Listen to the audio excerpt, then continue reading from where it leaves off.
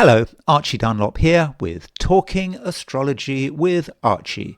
And in this video, I want to look at the weekend of November the 15th and 16th, 2025.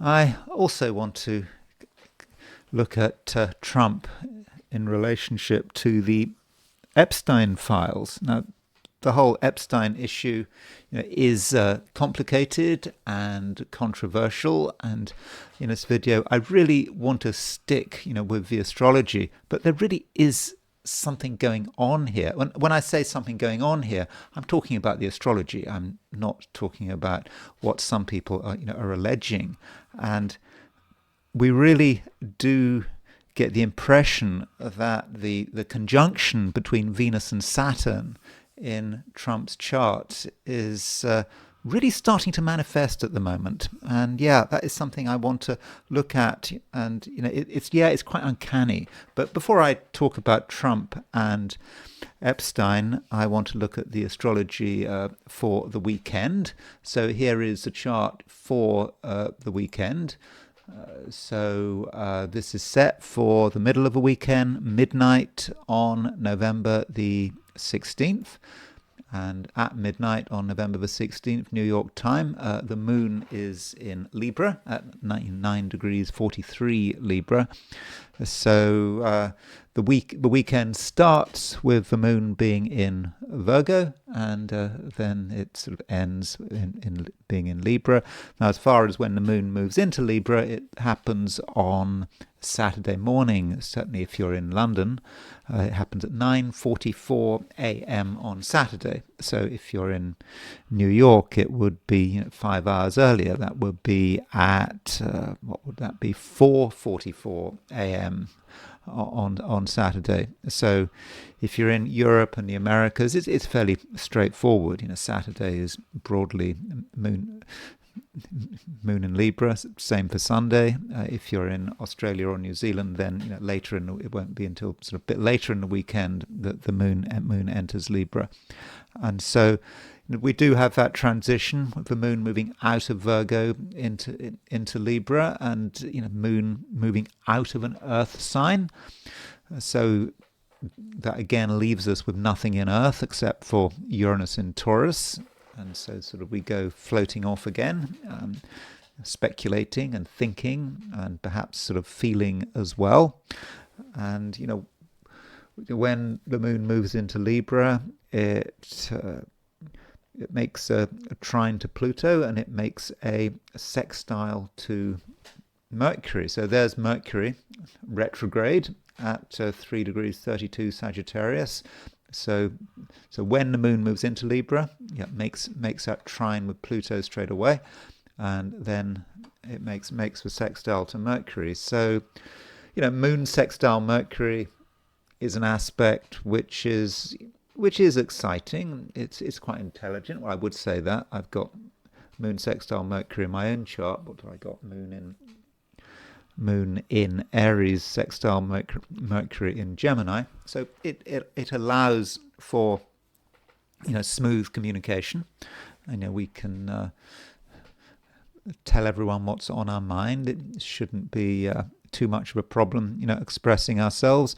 And also moon trine Pluto, maybe we're able to speak with great conviction. And so that looks good. And then the moon moves on and it makes a sextile to Mars. So those lunar aspects are quite expressive, and even though Mercury is retrograde, we still get this idea that we are able to tell the world what's on our mind. There's always a way of communicating.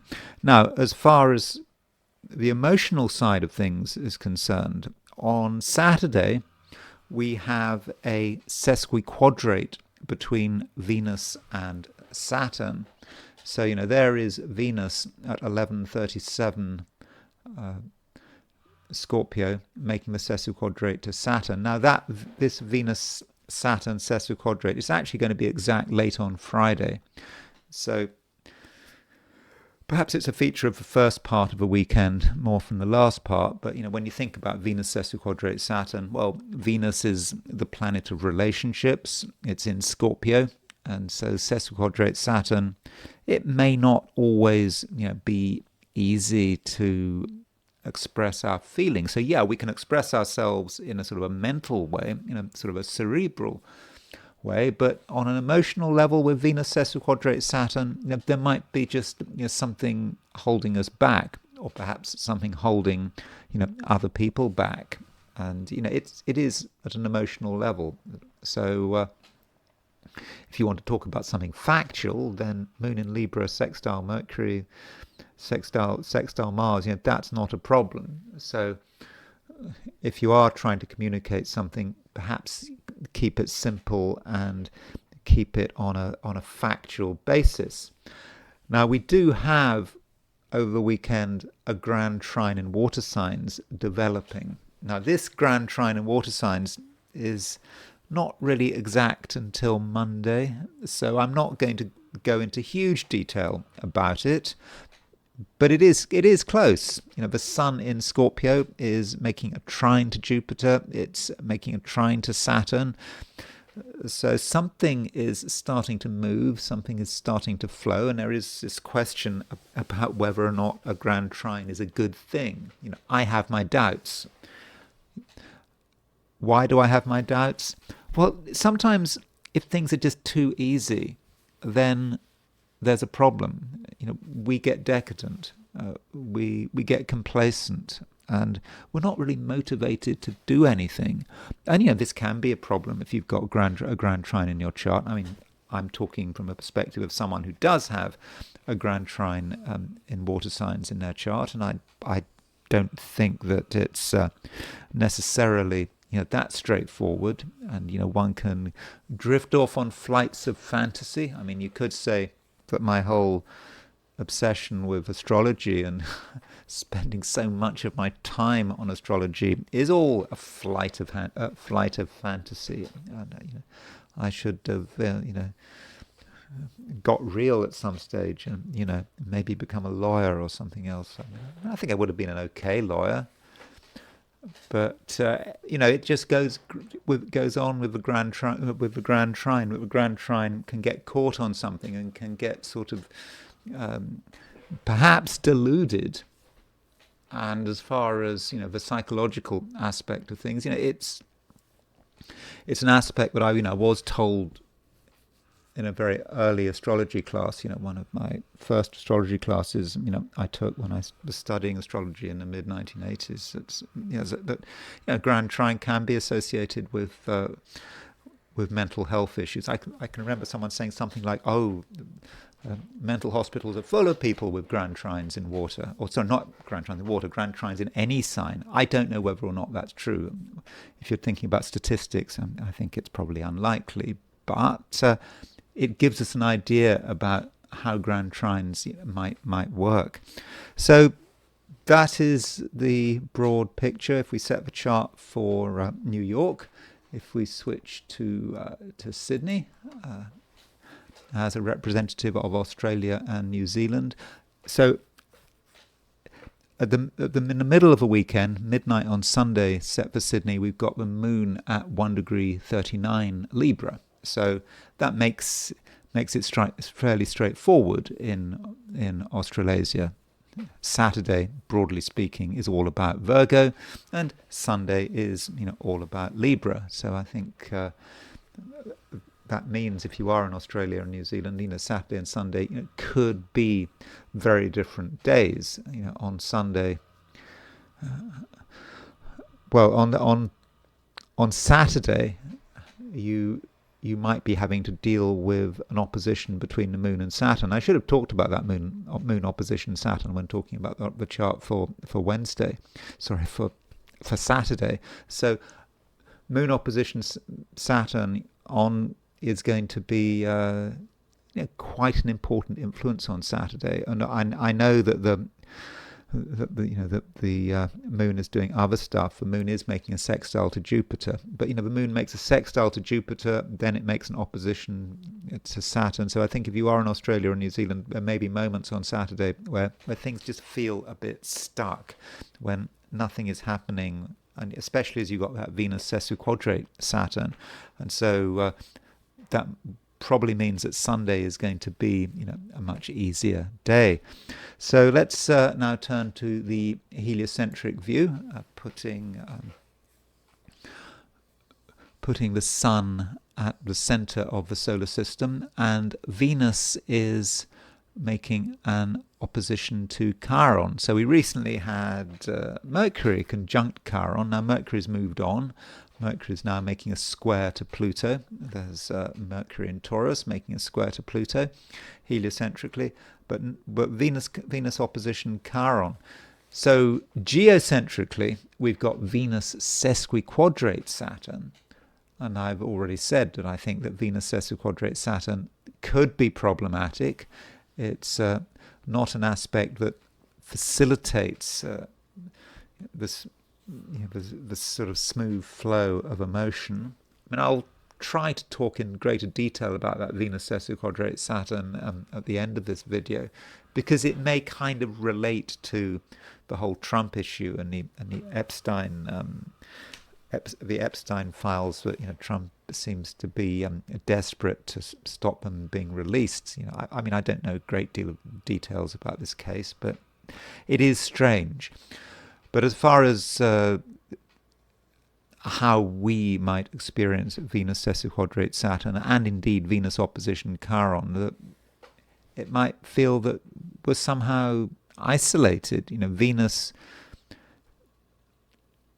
maybe feels the wound, or feels it has to do something different, in terms of, relationships. If you take the view that Chiron is the maverick and wants to do things differently, Venus opposition Chiron might encourage you to get on with people who are perhaps different from the usual crowd, and so it could make you sort of adventurous from a social perspective, although it just might also make you feel that you're alone, that you just are in a position where you're not really on the same wavelength as other people. But it's nothing personal. Other people are likely to feel the same way.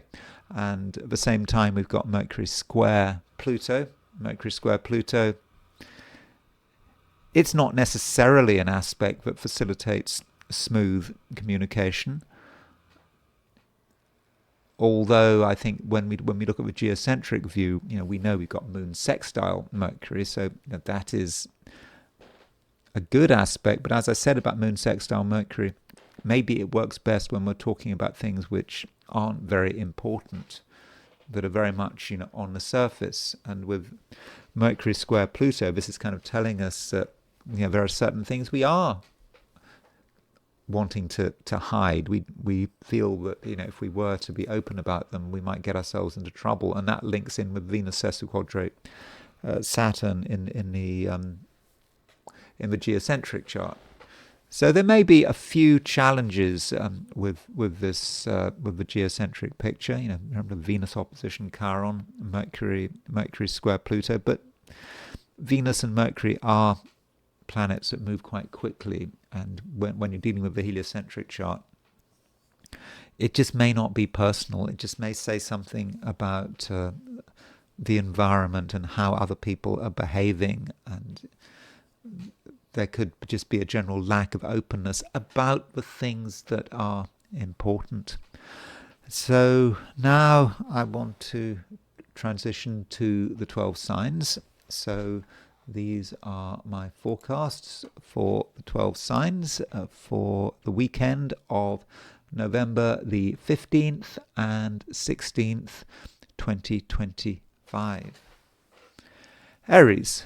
So the moon is moving into Libra. That is a bit of a change. You've had the moon in Virgo, and moon in Virgo from an Aries perspective, is possibly not the best place. it was a time when things just might have been difficult. It might all have been sort of hard work. It might have been difficult to get things done. I mean, you could get things done, but it just took a lot of effort, and you were perhaps being forced to look at things in a quite close way, and you had to look at the details, and maybe you felt you had to get everything right. And being an Aries, you just could have just been, impatient with the whole situation. This is not really what you wanted. But Moon had to be in Virgo. There's always a time where you have to just sort things out and make sure everything is in order. And as the Moon moved into Virgo, there just may have been more things that had to be dealt with. And of course, the Moon eventually made an opposition to Saturn, and with that Moon opposition Saturn, things could have been hard, and it just could have been that things were almost coming to a halt. But the Moon is out of Virgo. Okay, if you're in Australia and New Zealand, you'll have Moon in Virgo through pretty much all of Saturday. But in the end, it gets into Libra, and certainly if you're in the Americas, Moon in Libra throughout the whole weekend. And with the Moon in Libra, there is a greater sense of things moving, things happening, there being more variety, and you can perhaps rely on other people to make things happen. Okay, you don't have to completely rely on other people, but you don't have to always be doing things, always be the one to take the initiative. And so with Moon in Libra making a sextile to Mercury and a sextile to Mars, so we've got this wide Mercury-Mars conjunction in Sagittarius, Moon making sextiles to both, just feels that things are happening, and do watch other people, see what other people are doing, and they might have interesting ideas. They may be in the mood for doing interesting things. And so Aries, it's a time when you don't necessarily have to take anything too seriously, and ideally you will keep things at a light level. You don't want to dive into things. You don't want to get too involved with complicated emotions, and I don't think other people do either.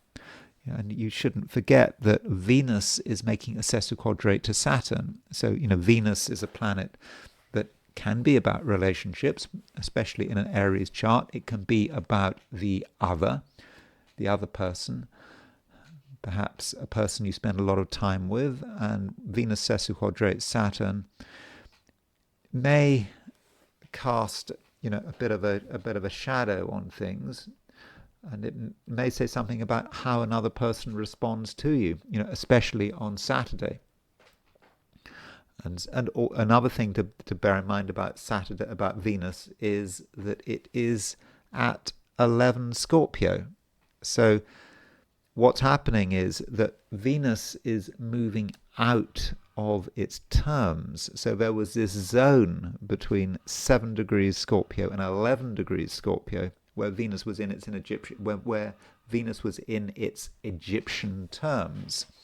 And now Venus is moving out of that zone over the weekend. So you may notice that someone loses their strength. I mean, in quite a subtle way, because Venus is moving out of its own terms, and plus the fact that Venus is making a sesquiquadrate to Saturn. So, you might at times be wondering, what is bothering people. But only if you want to take things deeply, only if you're asking deep questions. On a superficial level, everyone is fine, and everyone can enjoy themselves. It's great. It's just that if you want to stop, ask questions, perhaps explore the emotional side of things. Well, that's when the problems are.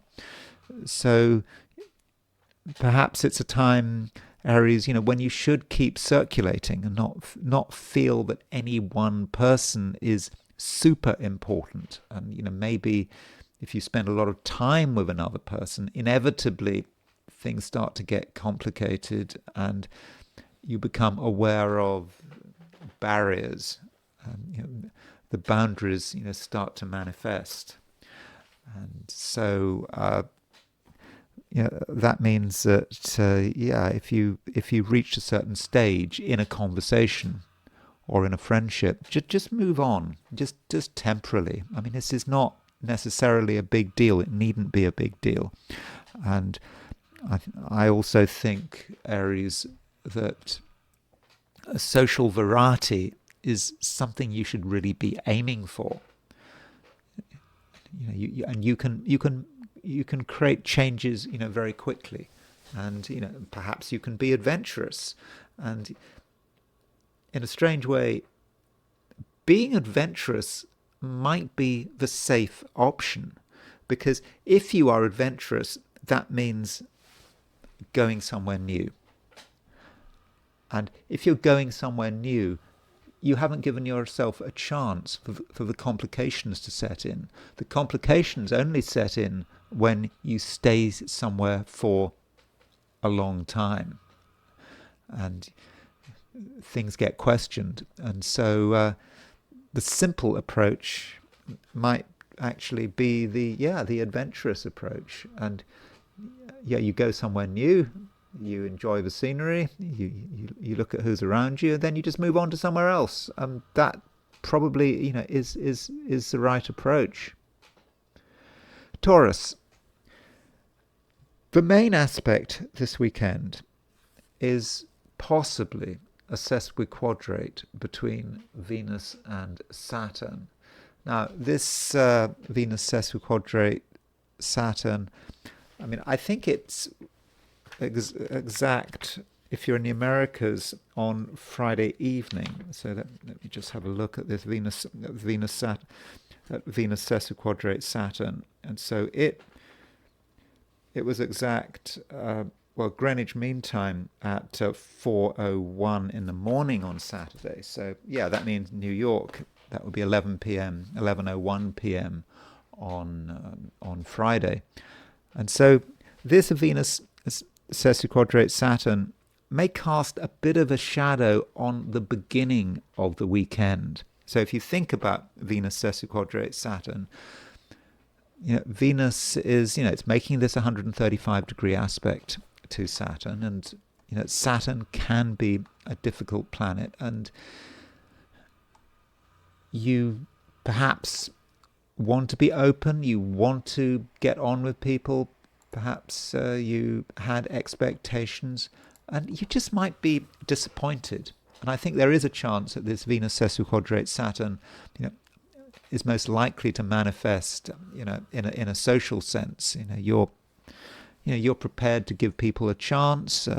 Maybe people have made promises, or maybe you just had expectations, but those expectations really aren't followed through. And so, if you are mixing with other people at the beginning of a weekend, nothing might happen, or something might just be stopped. And there also could be a sense that some people are afraid. They don't want to reveal too much, and that hits you as well. So you could feel a degree of being inhibited, but you shouldn't worry about it too much. I mean, I think that by Sunday, this Venus sesquiquadrate Saturn, will be losing some of its power. But what does this mean for you in terms of your actions? Well, on Saturday, there are still things you can do. Things you can do which can be very useful. And it could be that if you think back over the last few days, to the last half of a week, it could have been, but in certain areas, your strength was building up. You were getting stronger. And on Saturday, maybe you should see it through. Something you had been working on, you'd been thinking about, and you perhaps hadn't quite finished. And so if you can see something through on Saturday, I think that that might be, a good idea. Won't necessarily be easy. There might be some resistance, but if you're persistent, you're a typical Taurus, then I think that you can be quite successful. And maybe Taurus, your advantage might be that you're able to go to places. When I say go to places, I don't necessarily mean geographical places. Do things that other people are just not prepared to do. They're afraid, or maybe they just can't be bothered. But as far as you're concerned, you just want to get to the bottom of things. You want to make sure that the foundations of the matter, are all sorted out. And then the moon moves into Libra. So moon moving into Libra, this could make things more straightforward in a way. It's not particularly exciting, the moon moving into Libra, but things are clearer, and you understand how things work, how things fit together. So by the end of a weekend, you're able to look at things in a new way, and if anything is complicated, you can just move it to one side, and clarity is what you're looking for. And the moon, while it's in Libra, does make a sextile to Mars, and this moon sextile Mars, and it's also making a sextile to Mercury actually as well. So moon sextile Mars, sextile Mercury, and trine Pluto, could indicate that you get support. You get enough support. I think at the beginning of a weekend you might have felt unsupported because of that Venus sesquiquadrate Saturn, but by the end of a weekend, it's easier to get things done. And if we're talking about support, it should be as specific as possible. I think that other people need a focus. I mean, you need a focus as well. So if you ask for help in a general way, and you're not specific about it, well, it all comes to nothing. But if you've got something absolutely specific that needs to be done, or you need help about something, or you need advice, then I think you'll find that people are just ready and willing to give you what you need. And you've got to make the position clear. What you don't want is to give people vague problems which haven't really been thought through, do not have specific answers. In that case, then not a great deal is going to happen. You're going to feel frustrated. So, do make things, as absolutely clear as possible at the end of a weekend. And in that way, things should run pretty smoothly. And as far as health is concerned, moon making a sextile to Mars and a sextile to Mercury, by the end of a weekend, you might get a sense of perhaps what needs to be done as far as your health is concerned. And I'm talking about short-term stuff. It could be that over the last few days you haven't been feeling quite as good as you should have been. You felt things were getting a bit stuck, and it may be that some activity that you do at the end of a weekend just makes you feel better. Or it could be restraint, but I think it's more likely to be an activity, something you do in a positive way. You've thought it through. It aligns with your doctor's advice, and you do it, and it's spontaneous up to a point, but there's still a sense of planning, and you do know what you're doing, and you can feel the balance of your body. So if you can do that, I think that the weekend can end on quite a healthy and relatively vibrant note, but we don't want to exaggerate. I'm not saying that it's going to be fireworks this weekend, but I think that you're going to feel, by the end of it all, much more balanced and much more together. Gemini. Moon is moving into Libra, and from a Gemini perspective, I think that really is needed. The moon has been in Virgo, and okay, the moon goes into Virgo every month, but it's not the best place for the moon to be from a Gemini perspective.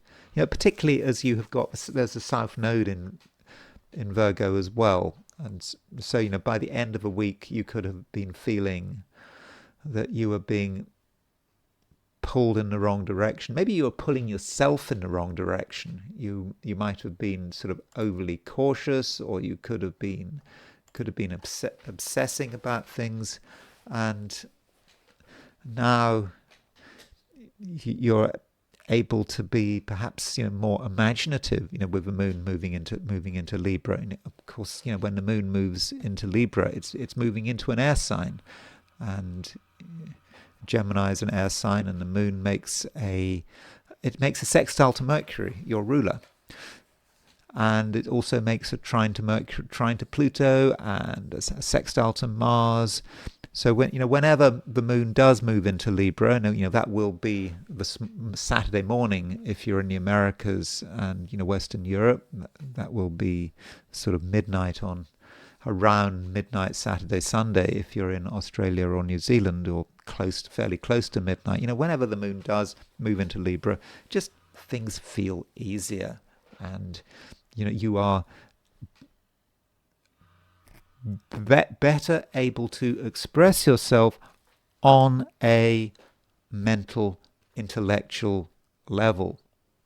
You can speak freely. Not, though, on an emotional level. And this is a feature of this weekend. I have already said that Venus is making a sesquiquadrate to Saturn on Saturday, indeed late on Friday if you're in the Americas. And that's going to put an emotional damper on everything. And at the same time, as far as you are concerned, Gemini, you're just not going to be in the mood for dealing with other people's emotions and getting too emotional. People might express their feelings, but how are you supposed to respond? I mean, that can be a Gemini issue.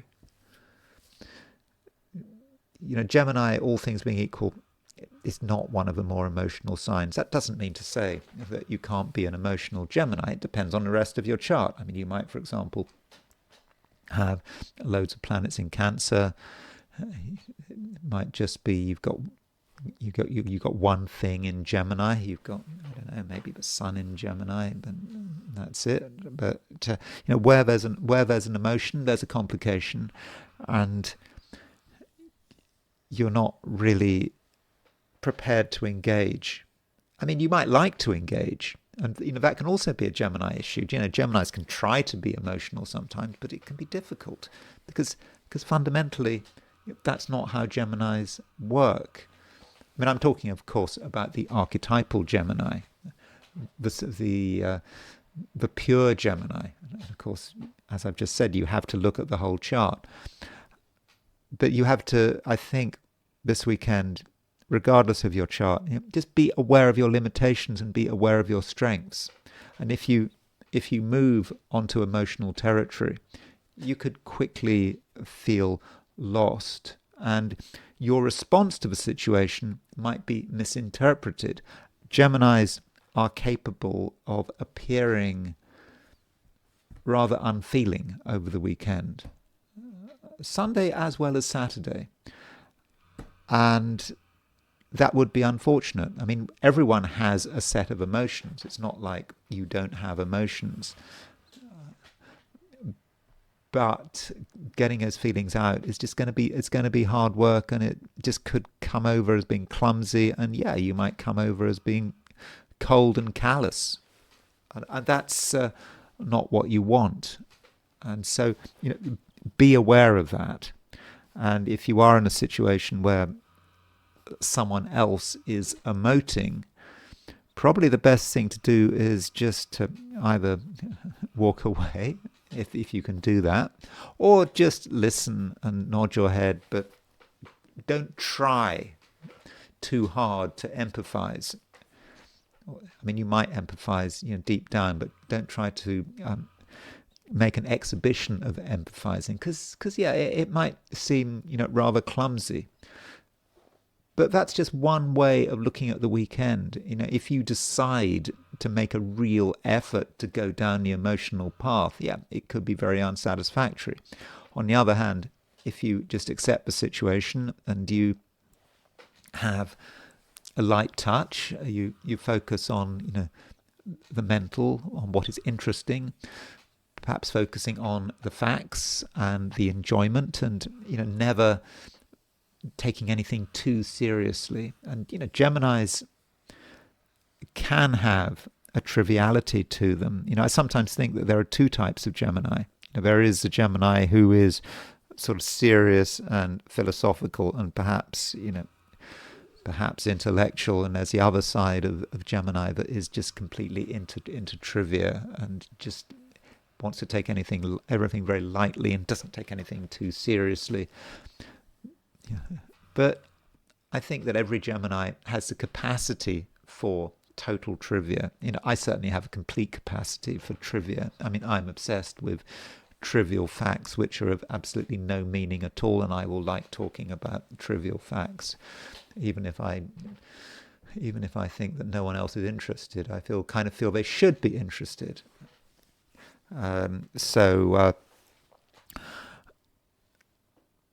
Don't be ashamed of being obsessed with the trivial, because it just makes things easier. If you make things too complicated, then it's not going to be great. But maybe you can have an impact. I mean, the moon, when it moves into Libra, it does make a trine to Pluto, and this does mean that you can get people's attention, and relationships can be fine, even though I've said that there may be emotional issues, in the sense that where there's emotion, there's a problem. Relationships don't have to be emotional. They can be about having fun, having conversations, getting people's interest, finding ways to make things more exciting, and just never ever going too deeply into things, because this weekend, that's not what Geminis want. Cancer. The moon is now moving into Libra, and with the moon moving into Libra, it does represent change. You have had the moon in Virgo, and I've suggested that for the average Cancerian, moon in Virgo, isn't such a bad thing. Although at the end of Virgo, the moon makes an opposition to Saturn. So if you are an Australian or a New Zealander Virgo, then on Saturday you might really feel that moon opposition to Saturn. Even in Europe and the Americas, perhaps right at the beginning of the day, you'll be aware that the moon and Saturn are on sort of different sides of the chart. And so when you've got moon opposition Saturn, it just feels that things are slow and that you can't fully be yourself. And when you've got moon opposition Saturn, there can be a disagreement. Saturn could represent another person, moon represents you, and because there's an opposition, you can see the gulf, that you can't agree on everything. So as you come into the weekend, maybe some Cancerians are just going to be aware that you're not in full agreement with some of the people who are important to you. And that's something to accept, but certainly not obsess about. That does matter. And then moon moving into Libra, Yeah, I think that makes things easier. I think it makes you more self-contained. And when the moon moves into Libra, it makes a trine to Pluto. So moon trine Pluto can be about you being, able to tune into, your own power and realizing that you don't necessarily need anyone. I mean, you can find people if you want, but you don't need people. That you're quite comfortable, where you are. And indeed, the moon, with the moon making a sextile to Mercury and Mars, you may feel that the best way of dealing with the weekend, of making the most of the weekend, is just to do things that are important to you, and it could be a good opportunity to catch up. So there might be a certain overhang, things that need to be done, things left over from earlier in the week, and you can deal with them, very easily with moon sextile Mercury, moon sextile Mars. That's very energetic, and you can cover a lot of ground very quickly.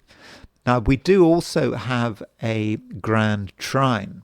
So this grand trine is in water signs. And we've got the sun in Scorpio making a trine to Jupiter, making a trine to Saturn. And of course, Jupiter is in Cancer. It's in your sign. Now, this grand trine is exact on Monday. But still, over the weekend, you're feeling the grand trine starting to form, and it's a grand trine in water signs, so it is quite emotional. And the balance of emotionality this weekend has been, or could be, quite important. I've talked a lot about a sesquiquadrate between Venus and Saturn, which is exact on Saturday. In fact, it could be exact late on Friday if you're in the Americas. And I've indicated that Venus sesquiquadrate Saturn does not exactly encourage sort of emotional togetherness, emotional revealing. Something is just being held back. Again, it's nothing specific to any particular sign. It's how everyone might experience this. But just because emotions are being held back, at least on Saturday, doesn't mean that it's not a heavily emotional environment. And it is, because of its grand trine in water. And maybe that's one reason why emotions are being held back, because there is a lot of emotion flying around, and for some of us it just might be too much. But you're a Cancerian. I'm not a Cancerian, and you probably know how to deal with this grand trine in water signs. That you now have a situation where things are moving, and your own feelings really are moving into gear, and you're starting to understand things, not intellectually, but just the way you feel. You can look at other people's behavior. You can feel the vibes. And I've just noticed, by the way, I mean, I'll be talking about it later in the video, but I'm kind of saying this aloud, that the North Node is at 16 Pisces. I know that the North Node is in Pisces, but what is kind of interesting about the North Node being in Pisces is that Jeffrey Epstein has a Venus-Mars conjunction in Pisces. And this is just a reminder. This has got nothing to do with Cancer, but I just pointing it out. I think that's really relevant, and I'll be talking about that later in the video. Anyway, going back to Cancer. Yeah, you have an opportunity really to understand what's happening, and you may not be able to talk about it, but you can just feel it. And it's because the Sun is linking with Jupiter and Saturn. Jupiter and Saturn, as a pair, are so connected with time. The times we're living in, the way time is unfolding, and so if you want to know what's going to happen next, if you are worried about the future, Cancer, then the future is right in front of you. You can make the prediction. Probably better for me, because you can feel it.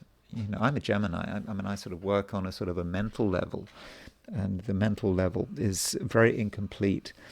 And so you can feel how it's all going to work out. And that might be about your part of the world. It might be about the planet, where it's going, and it's all clear to you. And Cancerians can just have that feeling. That's why many Cancerians are very successful. So you can be successful. And this grand trine in water, which other people may be completely confused by, I think you're going to get it. And so if you want to know what's going to happen next, don't ask me, ask yourself, because I think at some level you do know. Leo. Just been talking to Cancer, and I've just been telling Cancer about the grand trine in water signs. And I think that this grand trine in water signs, which is really exact on Monday, could impact you. And the reason it could impact you is because the sun is involved, and you have the sun as your ruler, and so the sun is moving towards a trine of Jupiter and a trine of Saturn. And this might be the advantage of the sun currently being in Scorpio. So if you have been listening to my videos over the last couple of weeks, you might have noticed that at times I had been somewhat negative about Leo. And part of my negativity had perhaps been about the possibility that Leos had just been a bit too focused on one thing, had perhaps found it difficult to move out, to move beyond their immediate sphere. But there are advantages of the sun being in Scorpio for a Leo, because when the sun is in Scorpio, you understand the importance of position, being in the right place, not necessarily taking risks, going somewhere why go somewhere you've never been before? But you can get stuck. But now, with the sun starting to make a trine to Jupiter, trine to Saturn, perhaps your strategy is being vindicated. Things are becoming clear. You're not quite sure how they're becoming clear, but they are becoming clear. And it might be because on an emotional level, something is just clicking together. And emotions, as far as this weekend is concerned, emotions are strong this weekend. I mean, because of this grand trine. I mean, Venus is sesquiquadrate Saturn, which means that a lot of people are afraid of those emotions and don't want to get involved. But that doesn't mean to say the emotions don't exist, and they certainly do. And at the moment, Leo, there's a lot you can pick up on. There's a lot you just understand, and it's clear. And perhaps that puts you in a good position, so you don't have to be out there in the world to understand what's going on. You just stay in place, and the information comes your way. You just feel it, you can see it, and just does makes things easier for you, and you realize that maybe your strategy was right. You don't take a risk, and you live to see another day. And also you get to see what's going on. You almost look out of your psychic window and you see everything. And at the same time, the sun is interesting because it's on the Venus-Mars midpoint. And I'm telling you this because you can see this by eye. You can see it on the chart.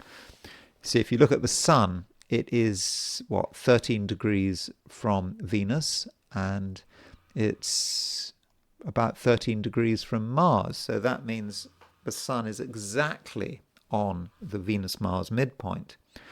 And we don't perhaps have to worry about the sun being in Scorpio. I mean, you don't have to look at signs. You can do astrology without reference to the signs. You can just say, Sun is on the Venus-Mars midpoint. What does that mean? And Venus and Mars as a pair are attractive and charismatic and appealing, and this says something about you. There's something about you that people are attracted to. And that doesn't mean to say you have to go out of your way to be attractive. It doesn't mean that you have to, put yourself in a position where everyone can see you, everyone can hear you. You're just fine as you are. And you just have, just a natural attractiveness, which just doesn't have to be boosted. And it's maybe not just about your appearance. It may be about what you say, even what you write.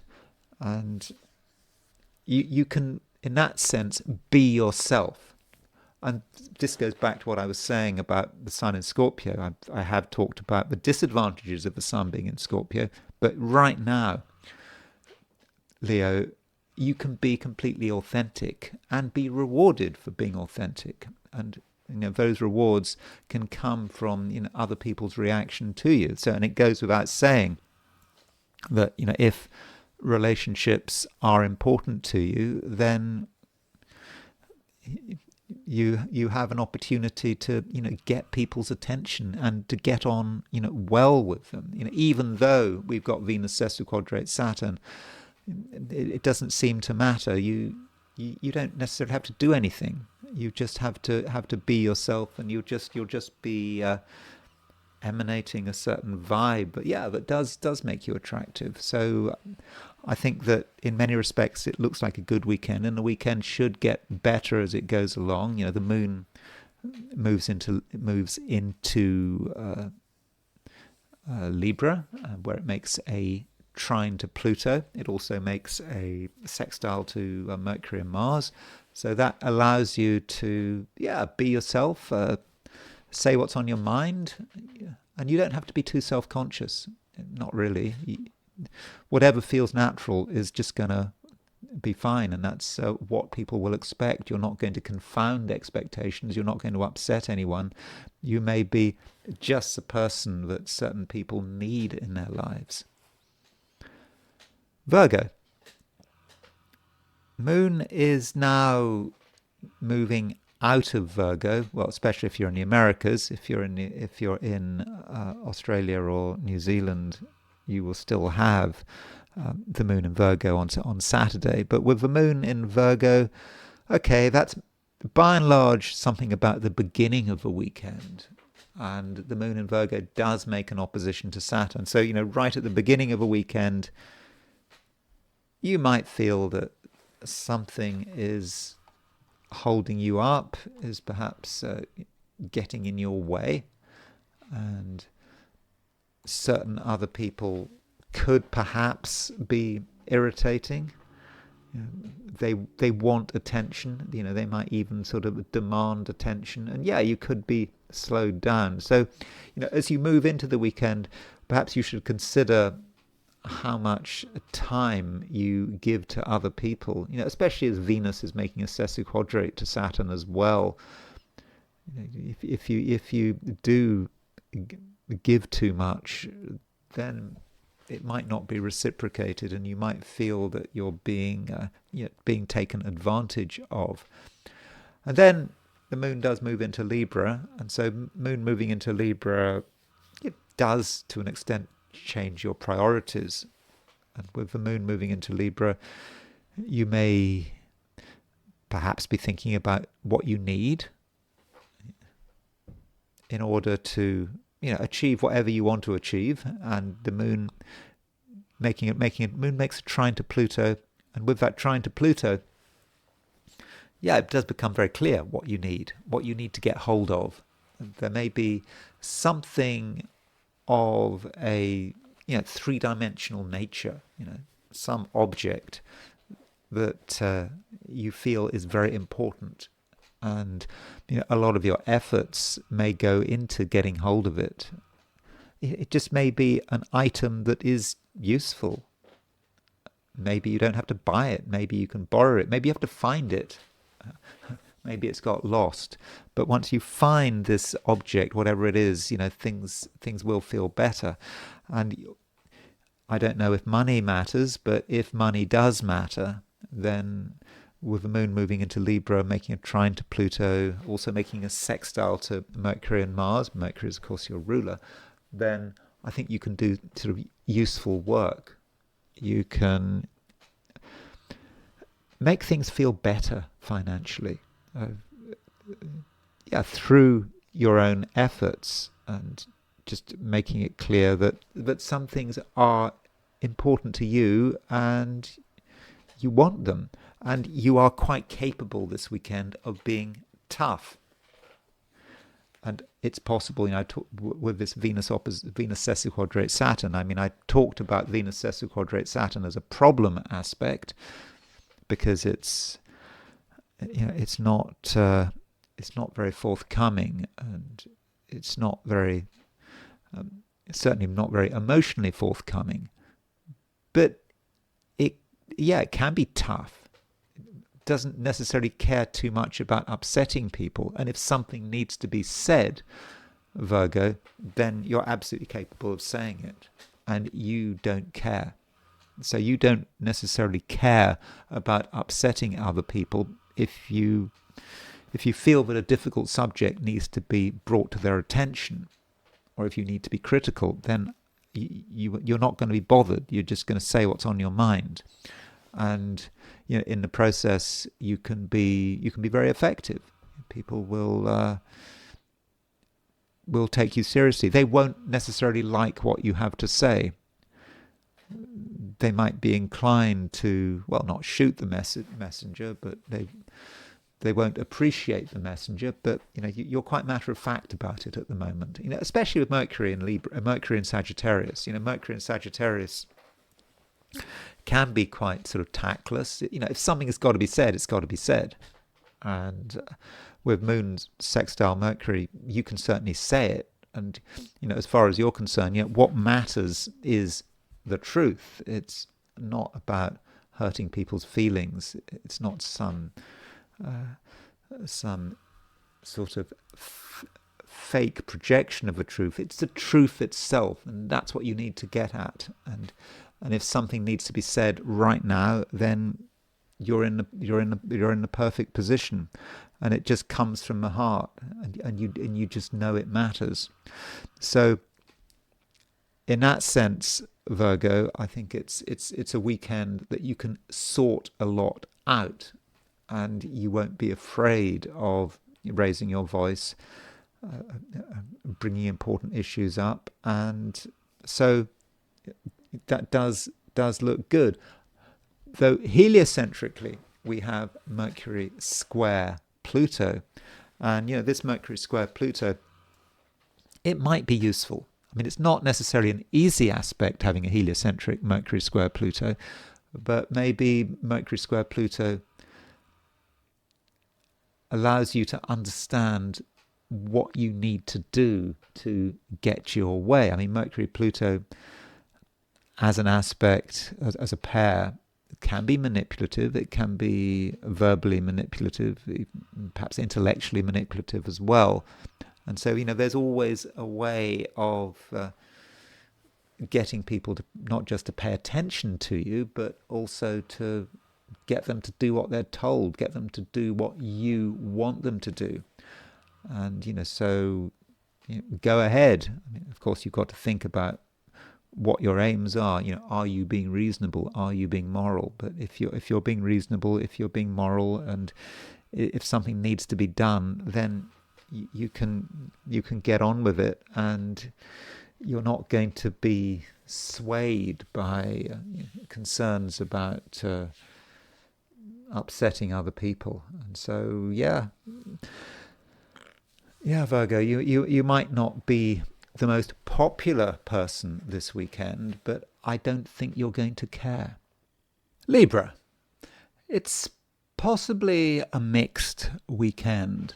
Starting with the more difficult aspects of a weekend, well, we've got Venus sesquiquadrate Saturn, and you could say that Venus sesquiquadrate Saturn is the most important aspect of the weekend. And Venus is, of course, your ruler. So if Venus is sesquiquadrate Saturn, that's likely to have an impact on you, especially at the beginning of a weekend. So this Venus sesquiquadrate Saturn, it's exact on Saturday. In fact, if you're in the Americas, it's exact late on Friday. So, you kind of go into the weekend with this Venus sesquiquadrate Saturn. And, over the weekend, the power of this aspect does start to sort of die down. So your immediate view, perhaps early on Saturday, is that things aren't good, that it's going to be difficult, but that view would be erroneous. So, as far as what it means for Venus sesquiquadrate Saturn, it just could be that there are things that are bothering you that you're not comfortable with. You don't necessarily feel that you can fully express yourself. There are things you maybe want to keep to yourself. Maybe you've got just concerns that you've been turning over in your mind, and these concerns won't go away, and there could even be a slightly obsessive feel to this Venus sesquiquadrate Saturn. Once you start worrying about something, particularly if it relates to money, you could just keep turning it over in your head. But don't get caught by it. This Venus sesquiquadrate Saturn, as the weekend progresses, is going to sort of lose some of its strength. Venus, don't forget, is quite a fast-moving planet. So, just because it's making an exact Venus sesquiquadrate Saturn, an exact Venus Saturn, an exact aspect to Saturn, the beginning of a weekend, this aspect, quickly, breaks up. And, also, we have got the moon moving into your sign. So if you're in Europe and the Americas, this morning, moon moves into Libra. And that is something that you should very much welcome. The moon in Libra, it makes a trine to Pluto, it makes a sextile to Mercury and Mars, and that does give you a real lift. It's a change. Because when you've got moon in Virgo, we can be obsessive. All of us can be obsessive, even if you're not a Virgo. Moon in Virgo can make you just concerned about things, little details. Once you get obsessed about something, when do you stop? But now that moon is in Libra, you're feeling calmer and more in control and more powerful. You can make things happen, and so you don't have to be victim to your own obsessions or worrying too much about what other people are doing. You have the power, and you also have the power to really express your opinions. I won't say express how you feel, because this weekend is not great for emotional expression, but it is great for expressing one's opinions, your viewpoint, the facts. Those facts might be trivial, they might not be, but you can speak clearly, and I think that people will listen. Especially as you've got moon making a sextile to Mars. Moon sextile Mars is about you really being able to engage and saying things which get everyone's attention, and you're able in your own way to discuss all sorts of things. And maybe one of the advantages of the Venus sesquiquadrate Saturn, I've talked about it in a negative way, but the Venus sesquiquadrate Saturn can be quite matter of fact. This needs to be done, this needs to be said. And if you want to talk about things which they might not be deep, but they might not necessarily be pleasant, but if you want to talk about those kind of things, I think that you can. and you can be quite effective about it, provided you don't go too far. There's some possibility that Librans get involved in an activity that in the end goes in a direction that you kind of don't want it to go. It seems amusing to begin with, it might seem interesting, but at a certain stage it could get involved in something which isn't necessarily too nice. So don't take anything too far. By all means, explore, enjoy something, but up to a point. The moment things get too complicated, then it's time to move on. And so if you are aware of that, then I think things should be fine. And additionally, remember with Moon sextile Mars, that aspect does allow you to get on with people. It should facilitate relationships. Should mean that you get attention.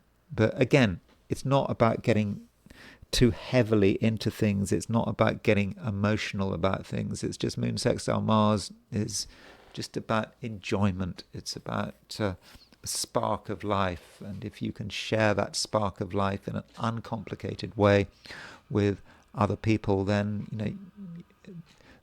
things should be great. Now, heliocentrically, Venus is making an opposition to Chiron over the weekend. So it may be that this Venus-Chiron opposition is just not relevant. It is a heliocentric opposition. Here's a chart just to remind you. Heliocentric chart. Venus in Libra, opposition Chiron in Aries. So with this Venus-Chiron opposition, you might feel that you have to do something different. Venus is your ruler, and so opposition Chiron, it might feel that everyone is doing things in a particular way, in the same old way, and it's not just boring, but things could be done in a different way. And some Librans can be very inventive and very original, and also they can understand the fault lines. By understanding of fault lines, I mean you understand what keeps everything together, what keeps everyone happy. And because you understand the fault lines, you also understand what can break things apart. And sometimes Libra, it depends on what kind of Libra you are, but there is a disruptive Libra. I wonder what percent of Librans are disruptive, but probably a third of Librans are disruptive. I think most Librans are not disruptive, but there's a big majority of them a large minority of Librans do every now and then like to turn things upside down. Things can't go on any longer. And with Venus opposition Chiron, if you want to, if you feel that things have got stagnant, that people are just assuming that everything's going to go on in the same old way, if you're in that kind of situation with the group of people you're with, it might be your family, it might be your friends, you might have the opportunity to do something or say something that is quite outrageous because you want a reaction. You feel it's important. And it might be that you want evidence that you exist. And sometimes a good way of getting such evidence is to say something extreme. And people listen, and when they realize what you're saying, they might not like you for saying it, but the point is, they are responding to you. But I think it's up to you. This heliocentric opposition, I would regard it as an aspect that is quite distant. It needn't be personal to you, but if you want it to be personal, if you want to manifest it and create a constructive upset, then I think you can. Scorpio. Mercury and Mars are now, I would have said, about 5 degrees apart over the weekend. And we do need to keep track of this Mercury-Mars conjunction, and I don't think I'll be talking about it anymore, because it's after 5 degrees. It's really it's really out of orb. But this weekend perhaps there's a change of pace, and other people are maybe relaxing, and there's something you want to respond to, and there's still some residual agitation there. And so, Scorpio, you might feel that there is something that needs to be said, and it might not be particularly settling. It might not be settling for other people, but it just needs to be said. And you're able to still communicate, with great power and conviction. And if you choose your words carefully, I think that you can get people to listen. And it just could be something that's been building up over the course of a week. There have been other things going on earlier in the week. There wasn't a good opportunity to talk, but now there is an opportunity to talk. Perhaps that's connected with the fact that it is a weekend, and something perhaps you've noticed earlier in the week, and you feel that people have to be aware of it, and you can't keep it to yourself any longer. And so don't neglect that Mercury-Mars conjunction. Also, be aware of other people's frailty. I mean, Venus is making a sesquiquadrate to Saturn at the beginning of the week, and also Venus is moving out of its own term. So Venus, has been in the Egyptian terms between 7 and 11 degrees of Scorpio, but Venus is moving out of terms. It's moving away from 11 degrees Scorpio over the course of a weekend. And so overall, this might mean that someone is in a position that isn't necessarily as strong as it used to be, and they could be feeling sorry for themselves. At the same time, they could be holding some stuff back, and as a Scorpio, you are aware of this. You can see it, you can understand it, and so the question is, what do you do about it? And this weekend, while it is emotional, I mean, when I say it's an emotional weekend, I think the level of ambient emotion is probably going to be higher than usual, but there is a powerful tendency to sort of repress this emotion. Again, I'm not talking about you, I'm just talking about generally the people around you. And that capacity for repression is particularly strong at the beginning of a weekend. As the weekend unfolds, I think things do get easier. And talking about emotion, we do have a grand trine coming up. This grand trine is exact on Monday, but certainly affects you, and this grand trine is getting very close. We've got the Sun in Scorpio. Yeah, the Sun is still in Scorpio, still in your sign. We've got about 6 days before it leaves Scorpio and moves into Sagittarius.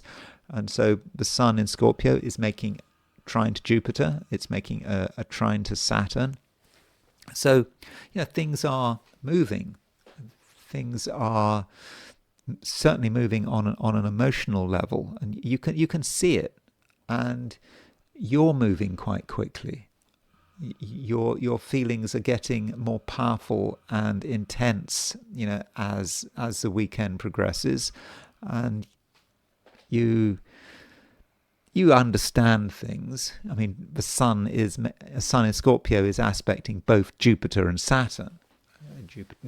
Jupiter and Saturn, very connected with society and with the economy, and you get it all.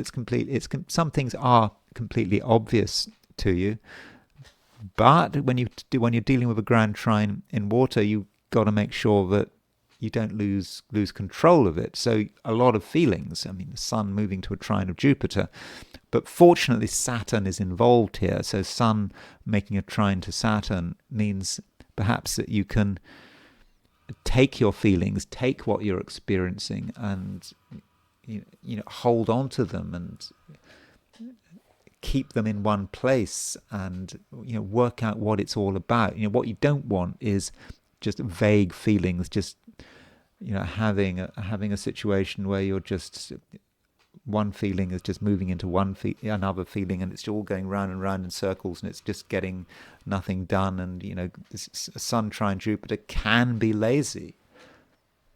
I mean, it's not that Scorpio is a lazy sign, but it can incline you to laziness. And maybe that's the advantage of us having Saturn in Pisces. Saturn is a controller, and you know what you need to do, and you know that if you're going to be able to take advantage of things, that is going to require discipline. What are you going to be taking advantage of? Your insights, perhaps, what you feel, and what you feel, is telling you about what's going on, and gives you an opportunity to anticipate it, in a real way. And this process could be quite private. I don't think that you need to discuss what's going on, what you're thinking, what you're feeling, what kind of conclusions you're coming to.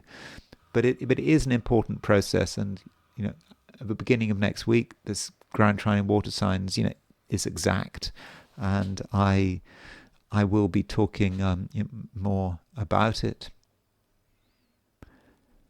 Sagittarius. Mercury and Mars continue moving through your sign. I mean, Mercury is not going to be in Sagittarius forever. Relatively soon, I think it's on the 19th, 20th, something like that. 19th, 20th, yeah, I think it's the 20th. Mercury moves out of Sagittarius and back into Scorpio. I mean, it will of course return in the end to Sagittarius later in December. But maybe you need to make the most of Mercury in Sagittarius while it's there. And with Mercury making the conjunction to Mars, I mean, I do think Sagittarius, you've got things that you want to communicate in that usual Sagittarian way. I mean, Sagittarius can be a sign that is exciting, gets people's attention, can be somewhat blunt, but does it matter? I mean, if you've got something important to say, if it's the truth, the truth can matter to Sagittarians. When I was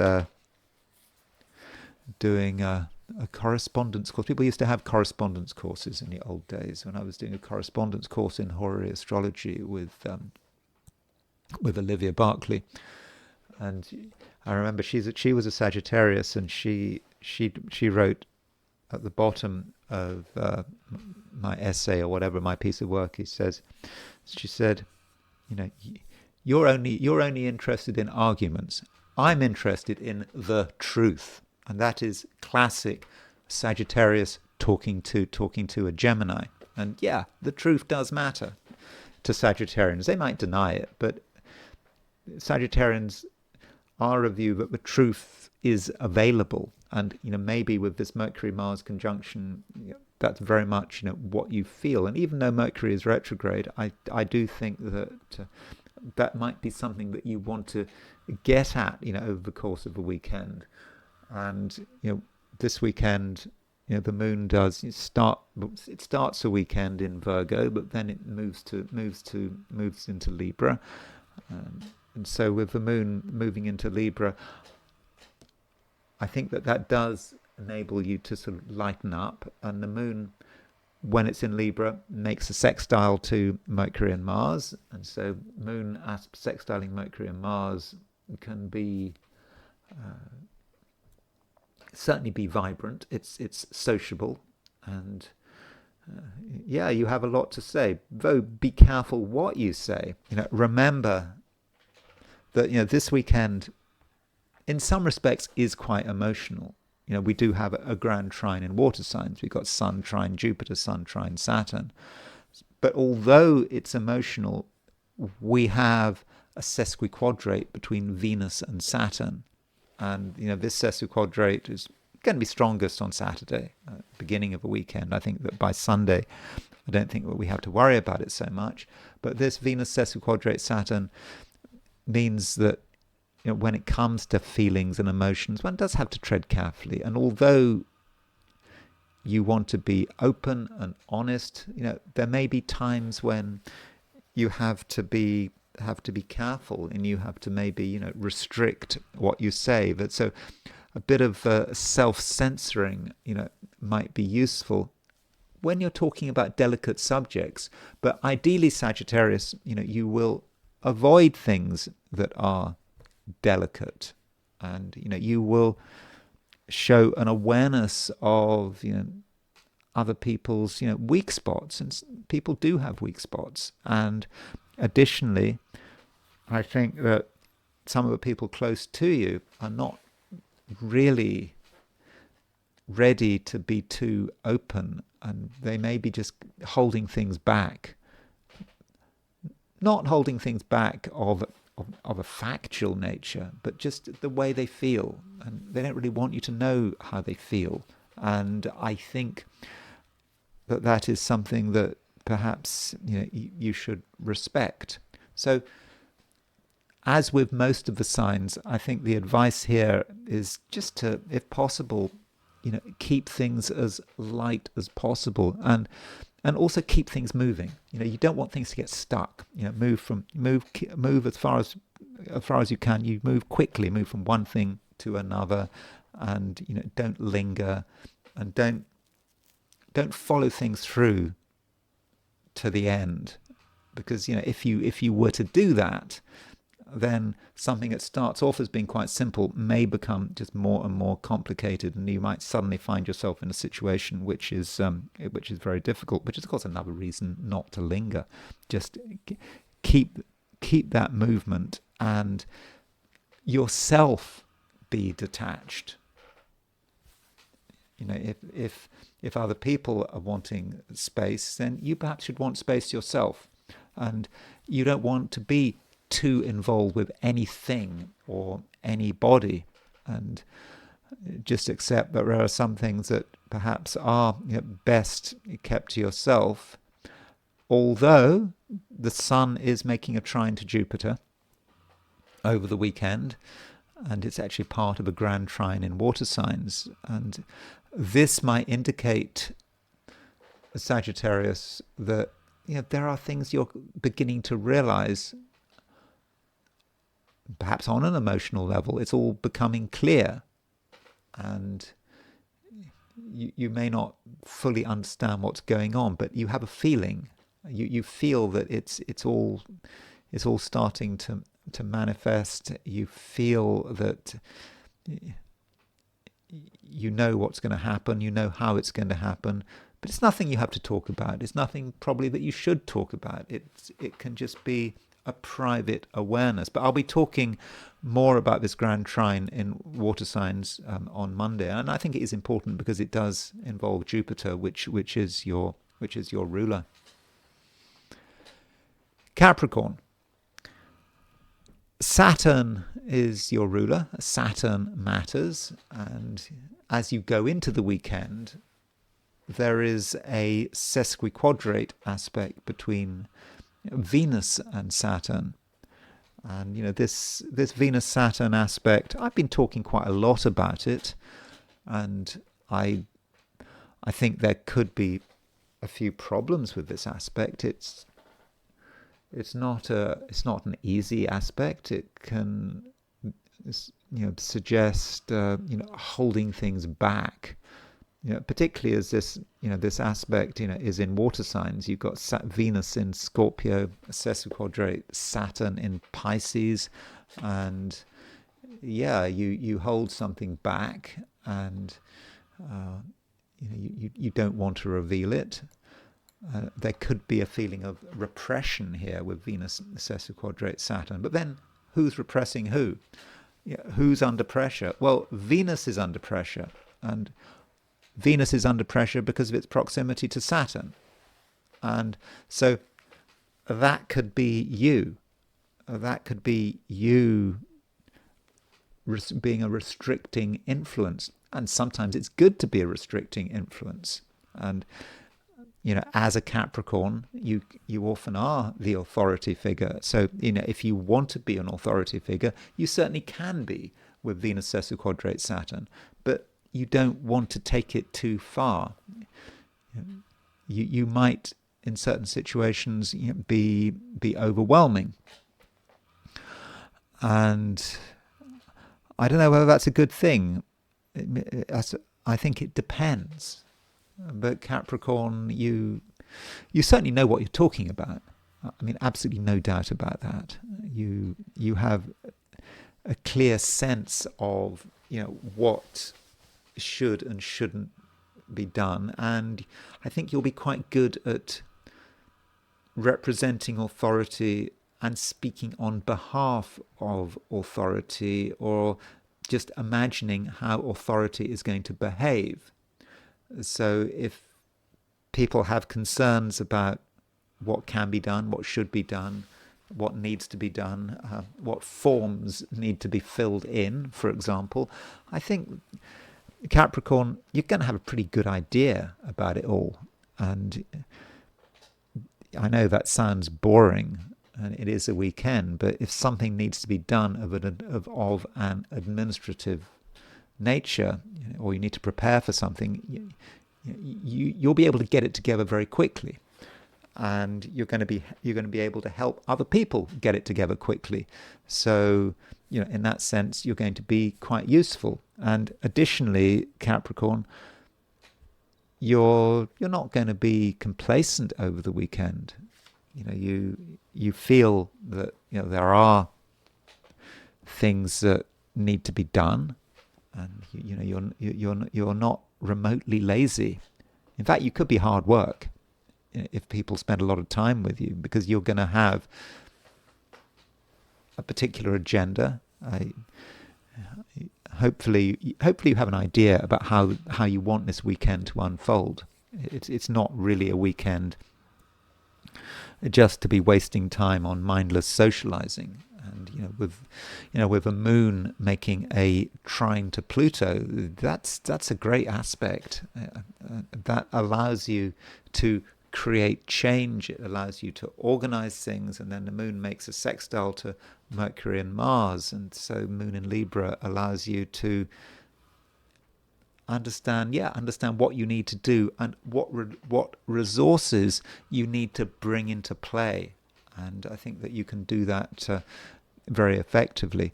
But you are quite a difficult person to have around, and the reason you're a difficult person to have around is because you just know there are things to do, and you're not going to want to be lazy. Maybe other people are going to want to be lazy. I mean, there is a grand trine in water signs, and I think that this grand trine in water signs overall can be a good thing. But grand trines in water signs, particularly that Sun trine Jupiter, just can encourage a certain complacency, but a complacency that you're not going to appreciate. And Sun, in the end, it makes a trine to Saturn, and so Sun trine Jupiter trine Saturn, you're going to want to bring things together, and you're not going to want to have any loose ends. By the end of a weekend, and certainly by Monday, you're going to really be able to feel the full force of this. And I think this grand trine should work in your favor. But anyway, I'll talk about that on Monday. Aquarius. It's kind of easier when the moon moves into Libra in general. I mean, it's good to have the moon in an air sign. So we've got Pluto in an air sign, but that's it. At least while moon was in Virgo, but now that the moon is moving into Libra, it just does create some air. It creates some mental movement, and that's what you need. That's what you need if you're an Aquarian. You want things to be talked about. You want ideas. You're not happy with the usual way of doing things, the usual way of thinking things, and the moon in Libra just makes you perhaps more adventurous intellectually, especially as the moon in Libra, it does make a trine to Pluto, makes a sextile to Mercury and Mars. You think moon trine Pluto, that reminds you that, Pluto is in Aquarius, it is in your sign. You are the innovator. If you want to be an innovator, you certainly can be. And, it's a great weekend for playing with ideas, exploration, and and also for talking about them. Moon is making a sextile to Mercury and Mars. You can be free in whatever it is that you want to say. But we're talking about things which are at the level of the idea. We're not talking about things at the level of the emotion. Which emotion? Well, beginning of a weekend, we have Venus sesquiquadrate Saturn. So Venus is making a hard aspect to Saturn, or should one say that it's Saturn making the aspect to Venus? Saturn is potentially restricting Venus, and that may say something about the emotional environment. You're not fully in the mood for playing around with emotions, or for other people being too emotional. And if other people are overly emotional, it's possible with Venus sesquiquadrate Saturn that you might show a certain lack of sympathy. It's not what you wanted. And of course, Aquarius has a reputation for being a little bit icy. I don't know to what extent that reputation is the case. Over my life, Aquarius is a sign. I haven't really met many Aquarians, and I think that perhaps is a problem. When you're making generalizations about the 12 signs, it does help if you've met a lot of people who have this sign placement. And Aquarius is a sign that I must confess that I don't know many Aquarians. I don't know if I know any Aquarians. I don't think I've ever been close to an Aquarian. But if you look at Aquarius from a textbook perspective, they do have a reputation for being sort of detached and icy. Of course, you've got to look at the rest of the chart. A lot of Aquarians have stuff in Pisces. For example, they might have Mercury or Venus in Pisces, and that can give a different impression. But it just seems that if things get too emotional, well, you're not going to be comfortable with that, and you're not going to be sympathetic to that. And I think that you should just accept that. So, beginning of a weekend, you do stay away from things that are too emotional, but also do accept that other people can be emotional. There is a grand trine in water signs, like it or not. And this grand trine in water signs does involve the sun. So the sun is trine Jupiter. And the sun represents potentially another person. The sun is ruler of Leo, and Leo is your opposite sign. So that sun trine Jupiter could be about the expectations and aspirations of another person. Someone who could be very close to you. Someone you might be in a relationship with, for example. And so with Sun trine Jupiter, then that might indicate that you've got another person around you who is quite emotional and who does have emotional expectations. And so, what do you do in that kind of situation? Well, it might be that you just avoid them at the beginning of a weekend, because beginning of a weekend, as I said, emotionality is not really your thing. But by the end of a weekend, it won't be such an issue. And while you should be careful with emotions, you just have to accept that other people can be emotional, and you somehow have to perhaps give the impression that you can deal with the situation, but also be aware that at some level you're not interested. So relationships could be complicated, and you have to be very careful how you deal with other people. Maybe it's going to be easy to offend someone else by not being sufficiently emotional, or by not sufficiently respecting, the way they feel, and not being sympathetic to their priorities, because maybe you're being logical about it. And if you're logical about it, certain things might seem very unimportant, but to another person, they might be the most important thing in the world. Pisces. Grand trine in water signs coming up. Okay, it's not exact right now, but it's exact on Monday, and so you can see that you've got Saturn is in your sign, and it's trine the Sun in Scorpio, it's trine Jupiter in Cancer. So things are really coming together, and there have been a lot of grand trines. This grand trine energy, over the last month or so, has been quite exceptional. And when you're talking about grand trines, you're talking about things that are moving, and they may be moving pretty quickly. And as far as you're concerned, you can pick up on a great deal. With particularly as the Sun is starting to move to a trine to Jupiter. This Sun Jupiter trine is getting close, and something perhaps new is coming into your life, something new and exciting and different. And that doesn't mean that it's going to be something in the real world. It could be of a spiritual nature, and it is quite a spiritual time for you. And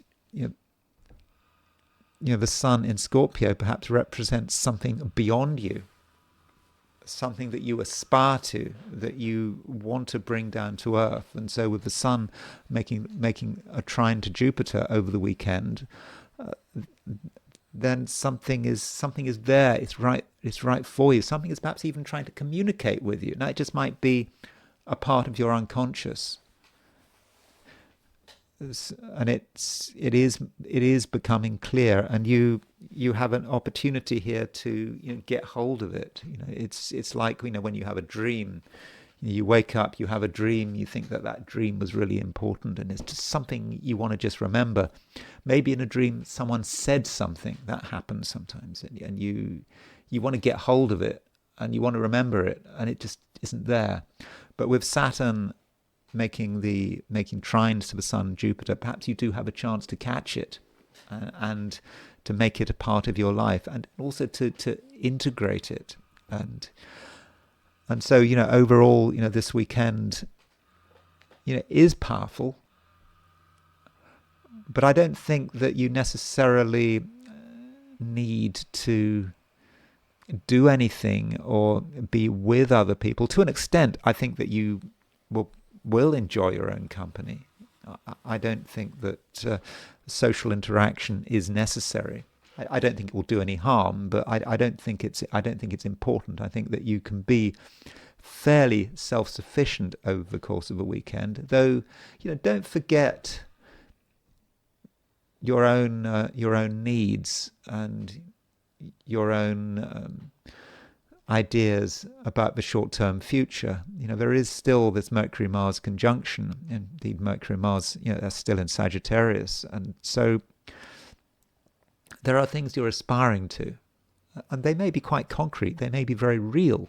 And I know it's a weekend, but still there may be things you can do, maybe things you can really see through to a completion. Mercury, is not going to be in Sagittarius for much longer.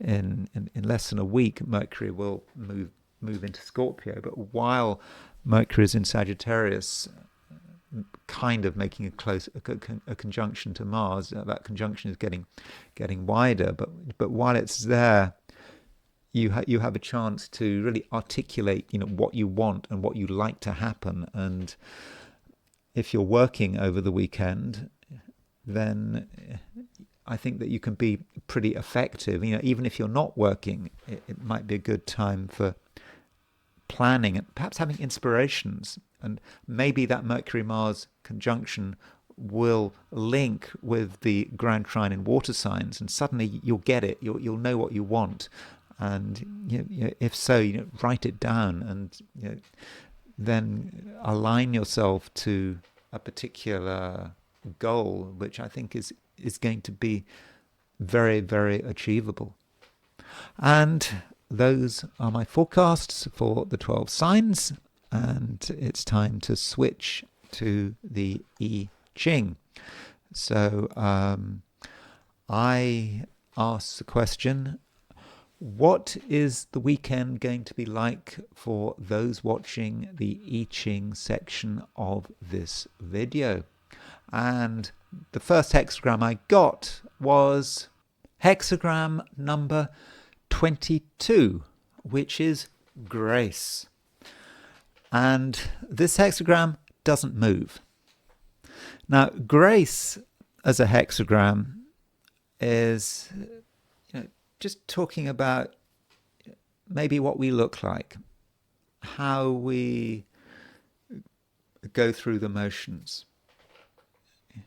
It's not about anything especially fundamental. Appearances are everything, and then it's not moving. So we have a hexagram which is fundamentally quite passive. Yeah, it is about appearances, and it has no moving lines. So that indicates to me that this weekend not a great deal is going to be happening. Perhaps not a great deal should be happening. Your job is perhaps to go through the motions and do what's expected of you, and just to look good, float from one place to another, and just not necessarily get involved with anything. You don't have to show off your brilliance. You don't have to do anything clever. That's not expected of you. And with no moving lines, you could argue, what is the point? If you try to be clever, if you try to do anything amazing, it just might go nowhere. And so perhaps you should just keep it to yourself. Now, this hexagram grace, because I don't have any moving lines, I want to try and say something more about it, has a nuclear hexagram. So if we look at the nuclear hexagram, it's these that would be the third, fourth, and the fifth line from the bottom. At the top and then the second, third, and the fourth at the bottom. So the nuclear hexagram for underlying grace is hexagram number 40, which is deliverance. And this hexagram deliverance is about escape. We're in a difficult situation, and the question is, how do we get out of it? And so this might be telling us something about grace. It may be giving us a more in-depth picture, and maybe some of us feel over the weekend that we are escaping from something, that there is a threat that we've perhaps been aware of, over the course of a week. Certainly, I don't want to create a threat that doesn't exist, but maybe you feel a threat. And the question is, what do we do about it? And the thing is, we do nothing. That's what it's really suggesting. If we just, like with grace, we pretend that nothing has happened. And, that can seem a very dangerous approach. If we're in trouble, there's always a tendency to do something about it. But very often, people's attempts to do something about it make the situation even worse. And the best thing to do is to just do nothing and just carry on as normal. And in the end, the problem will just disappear. At least that's the hope. But I think that is the case, because with this nuclear hexagram of deliverance, that does indicate that an escape is possible.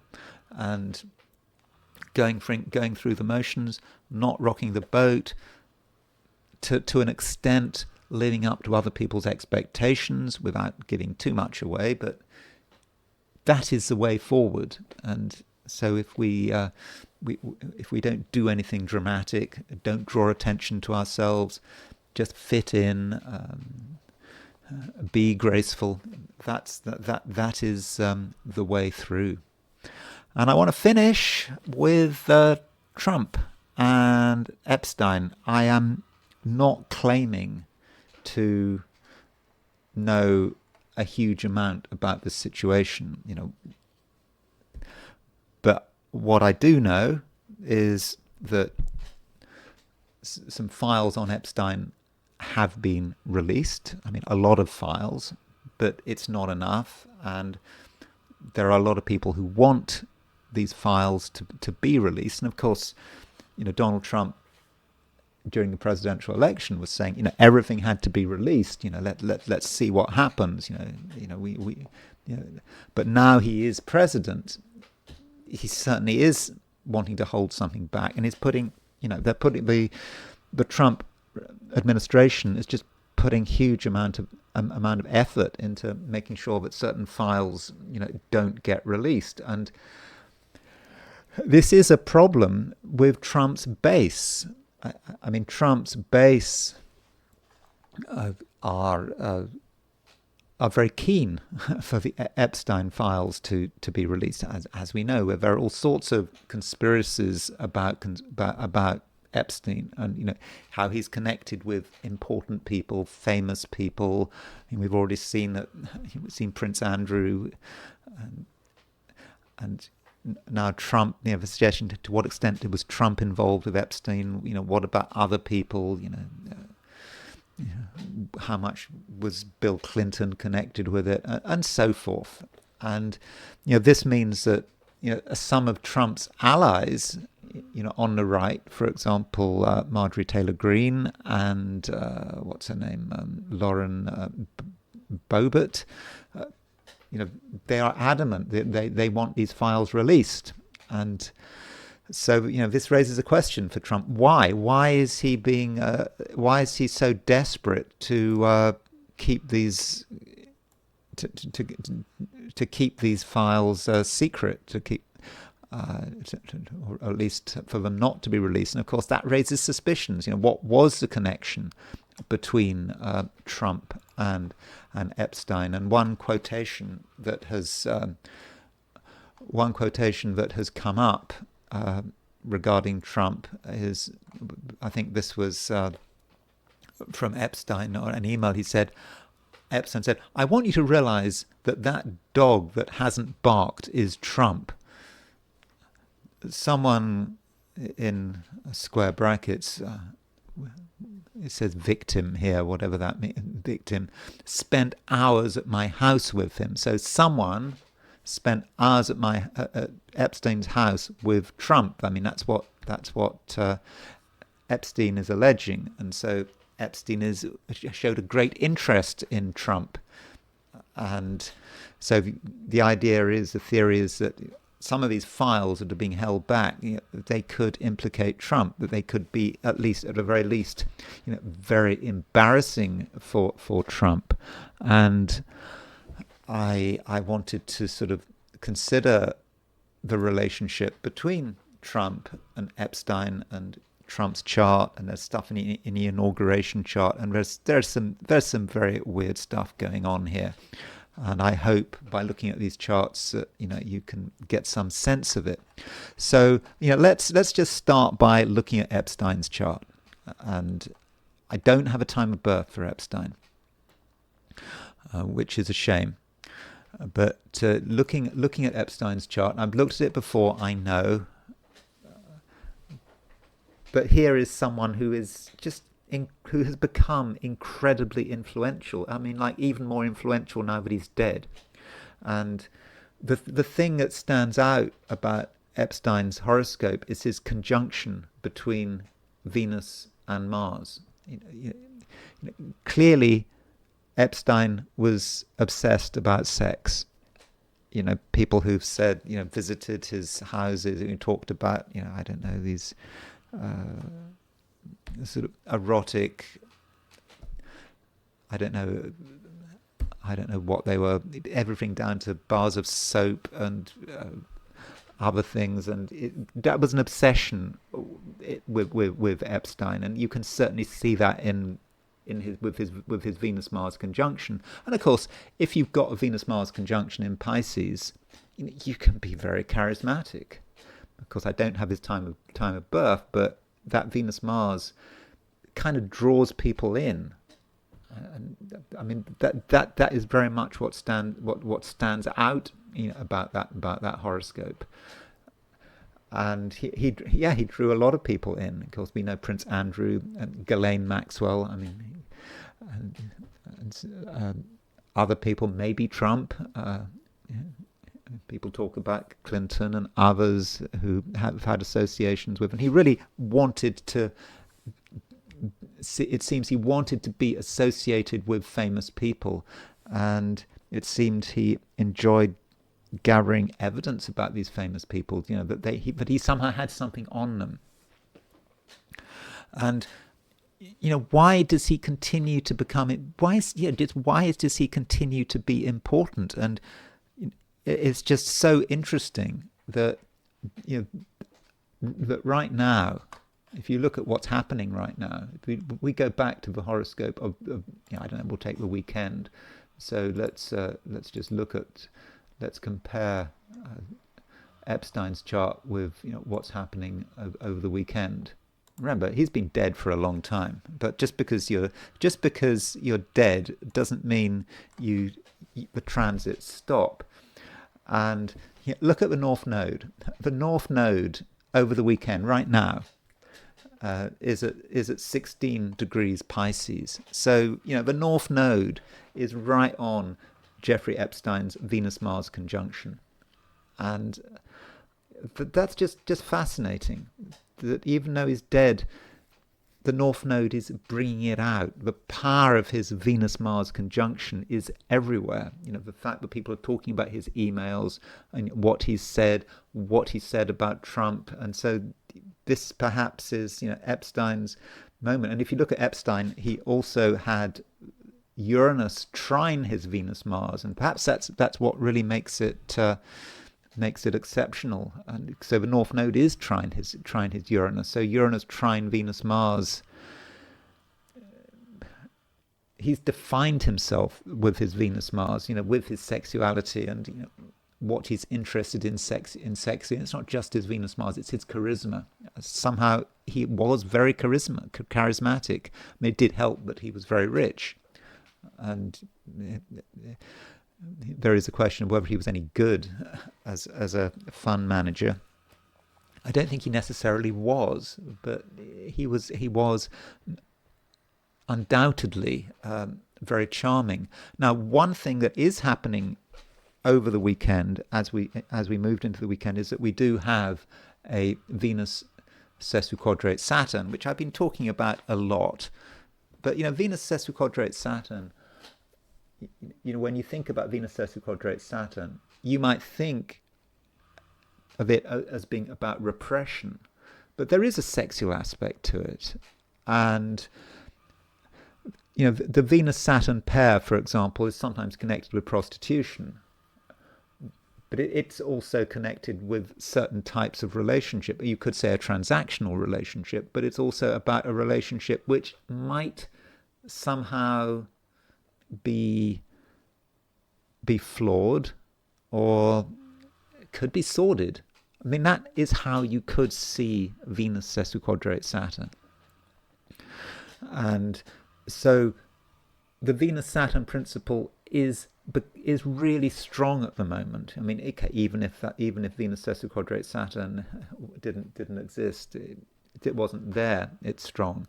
And of course, as I've just said, the North Node is conjunct the transiting North Node is conjunct Jeffrey Epstein's Venus-Mars conjunction. Now, talking about Trump, and this question about why is Trump really holding on? Why is he so obsessed with these files not to be released? So if you look at Trump's chart, and I'm not saying, by the way, that Trump has a huge connection with Jeffrey Epstein. I mean, let's just have a quick look at Trump and Jeffrey Epstein. I mean, you can see that, okay, Jeffrey Epstein's south node is on Trump's Pluto, but I don't think that is particularly dramatic. It might be to do with Jeffrey Epstein's Saturn-Neptune conjunction. So, Jeffrey Epstein does have a strong Saturn in Libra, Saturn, which is exalted in Libra, and it's conjunct Neptune. So there's something a bit strange about that Saturn-Neptune conjunction, and Neptune in Libra is trying to dissolve into something, but Saturn isn't quite sure. But Saturn is, Saturn in Libra, it's exalted, so it's trying to hold on to something. But yes, the Saturn conjunct Neptune is trying to perhaps hold on to people like Trump, and Epstein's Neptune is square Trump's Saturn, and that Neptune could well be about the confusion that Epstein represents, his ability to tie people up in webs, to fascinate people, perhaps with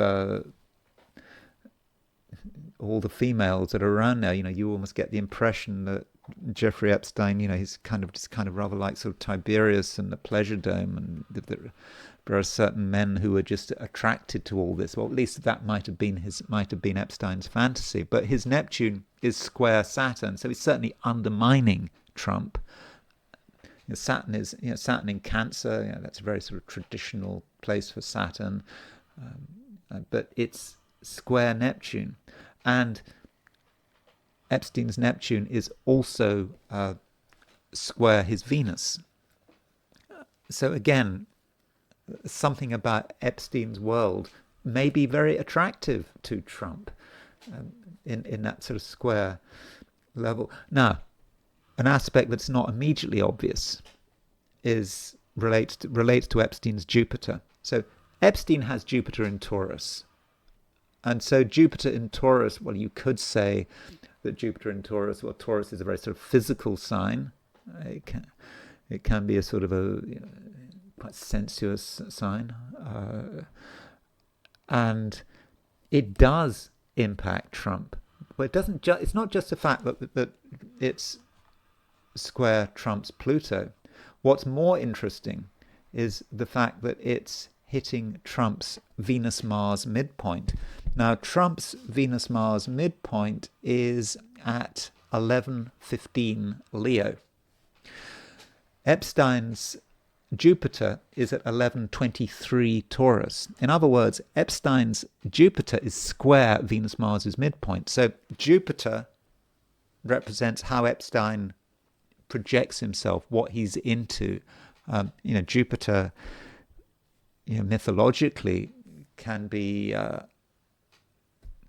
quite a sort of a sexual energy. You think about Jupiter and his behavior, the mythological Jupiter, suddenly appearing from nowhere and grabbing maidens and doing whatever. If you look at the Greek myths, but Jupiter is being square Venus and the Venus-Mars midpoint in Trump's chart. So it's activating Venus-Mars. So Venus-Mars would represent Trump's sexuality, and you could say Jupiter is really stirring it up, and it might have been a hook for Epstein. Now, one aspect in Trump's chart that we absolutely need to look at, which I think is absolutely critical in this. So going back to Trump's chart, is Trump's Venus-Saturn conjunction. And remember, there's a Venus-Saturn sesquiquadrate this weekend. So Venus-Saturn can be about many different things, but it can also be about relationships and how he relates. Now, Trump is a man who has had several marriages, and he is pretty promiscuous. And you think about Stormy Daniels, and you think about other things, and these allegations that are floating around about Epstein. He's got Venus-Saturn conjunction. There's something about that Venus-Saturn conjunction, about him and relationships, which potentially is quite coarse and quite crude, especially when you look at the transpersonal, the trans-Neptunians. So if we turn on the trans-Neptunians, these are the hypothetical planets. If we use the Uranian system, so if we do that, and we turn them on, we see Hades. The planet Hades is at, remember, it's a hypothetical planet, and Hades represents things which are sordid, and Hades is at 25-24 Aries. Now, by the way, I'm not being prejudiced against Trump. If you think about it, when you think about it says nothing about him as a president. You look at Kennedy, you look at JF Kennedy, you look at Clinton, whatever, even well, I don't know if everything that he's been accused of, but whatever. Clinton and JFK have nothing much to be proud of in terms of their own behavior and their own sort of promiscuity, but they're still hailed, certainly particularly Kennedy, as being great presidents. So this is not necessarily a reflection on Trump as a politician. But anyway, that Hades at 25 Aries is square his Venus. It's also square his Saturn. So his Venus-Saturn conjunction links into Hades. And Hades is sordid. It can encourage him to get involved in things which he shouldn't be involved in terms of sex, promiscuity, maybe his whole treatment of women, because Venus in Cancer is women, and it's conjunct Saturn, and it's square Hades, and so that's such an important part, I think, of who he is. Now, what is going on right now? If we look at, let's turn off I think you can remember that he's got Hades at 25 Aries. But if we look at one of the things going on right now is that Jupiter is coming to us, is stationary, or pretty much stationary. So comparing Trump's chart with what's going on at the moment, I don't know, with the weekend, Jupiter went stationary at 25-9 Cancer, close to his Venus, close to the square of his Hades. It was triggering his Venus-Saturn conjunction square Hades. So Jupiter brings things out into the open.